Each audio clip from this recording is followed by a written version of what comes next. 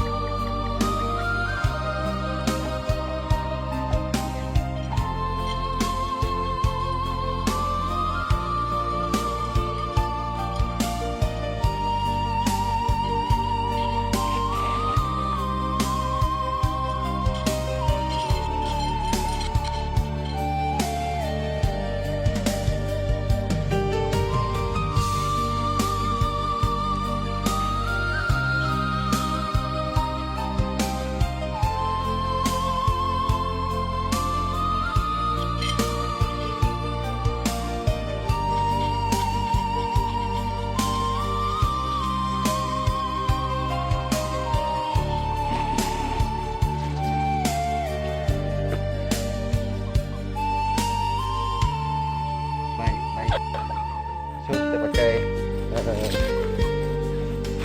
timber tu dulu. Timber tak mau nak turun air tu. Okay, this function lah. Alhamdulillah.